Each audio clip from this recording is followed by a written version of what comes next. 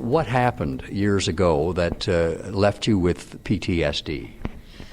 September 26, 1999, my family and I were attacked in our home in Moose Jaw, Saskatchewan, by one person. It was someone that I had known for approximately 6 weeks that had wanted to date me, but I did not want to pursue that relationship.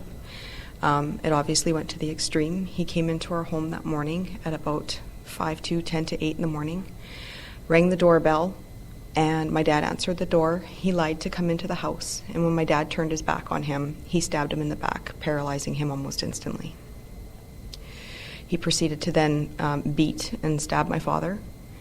While that attack was happening, it woke my mother up. She came down the hallway, and the person who did this stepped out, chased her into her room, and proceeded to attack her as well. That attack woke me up, and I came upstairs from my room in the basement and saw my father laying on the floor, unconscious. I didn't know what was going on. I could hear my dogs that I'd had at the time barking in my mom's room. I went down the hallway, and as I was going down the hallway, he stepped out from their bedroom, and he looked at me and said, "So what do you think of me now?" He chased me down the hallway into the kitchen. He slammed me into the counter and proceeded to start stabbing me.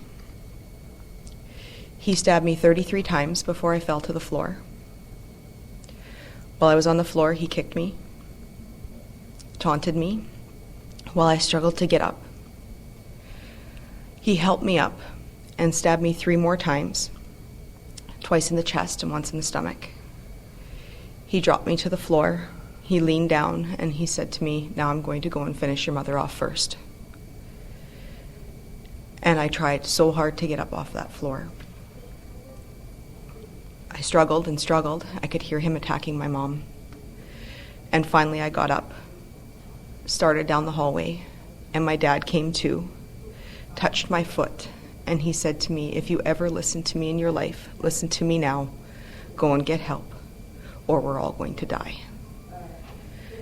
And I had to leave them in the house being attacked by him.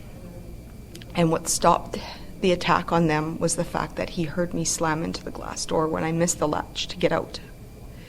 He stopped attacking my mom, listened, heard the door slam when I went out, and chased me into my neighbor's house. And I got into their house and locked the door with him just steps behind me. I can't imagine. I mean, any one part of that event would be enough to traumatize a person for life, let alone all of that combined. It's overwhelming. Things go on, I'm sure. Weeks go by, trials happen, all these things. What of that event, what has it done to you? How did it change you? Well, we had years of trials, doctors, hospitals. He was sentenced as a dangerous offender, which means that he's given an indefinite sentence. There's no actual time where he's supposed to get out. And because of that, and the way our justice system works to make sure that there's no such thing as cruel and unusual punishment, he is granted a parole hearing every 2 years. Now, it is my choice to attend these. I don't have to. There's nothing saying that I have to, but I could not live with myself if I didn't go and present a statement. And that was the time that he got out. So every 2 years, I travel to wherever he is incarcerated, and I face him. Every 2 years. There is no end.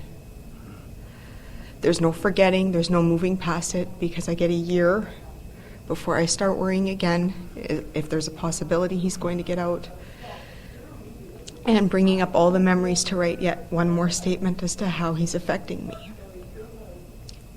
I have 2 children now, and one of the statements that I had done was about, when do you teach your children how to fear?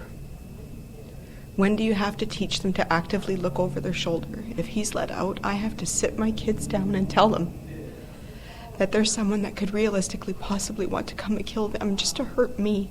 And how do you tell that to a 5-year-old, a 12-year-old? How do you do that? That's what I live with every day. I gather that the fact that this is always simmering in the background makes any other trauma or difficulty almost impossible to deal with. Very much so. The stress of dealing with everything has caused my marriage to fall apart. My husband couldn't deal with the ups and downs with me, and he left in November. That completely devastated me. I really didn't see it coming, but that's part of it, of dealing with what we deal with, is that we spend so much time telling everyone we're fine that we really don't see what's wrong. So you finally discovered the PTSD group in Steinbach. What has this group done for you? This group has been such a source of strength and understanding to be able to sit with other people that may not have gone through the exact same thing that you did, but are experiencing the same emotions, startle responses, anything like that, that can sit there and say, this is what I do to help myself, whether it's art therapy or gardening or anything like that. I myself, in the summertime, I love to garden. I love to be in the middle of nowhere. That's my solace.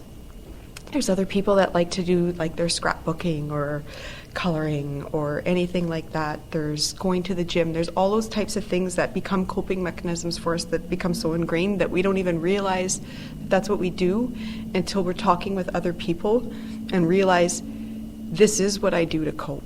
And maybe you could try it because maybe you don't have anything yet or things like that. And we will welcome anybody who needs the help and support of the group. We're not counselors by any means. We are a peer support group that is there to have someone to lean on when you need. It's not restricted just to the group. There's lots of people that have formed friendships between it now where people have exchanged emails, phone numbers, they meet for coffee, and eventually it turns into, lunches and things like that, and it becomes a family where we all start looking out for each other, and people are getting better. They're coping better. Their lives are getting better in their home life and stuff like that, where they're able to maybe get out and do things that they weren't able to do before.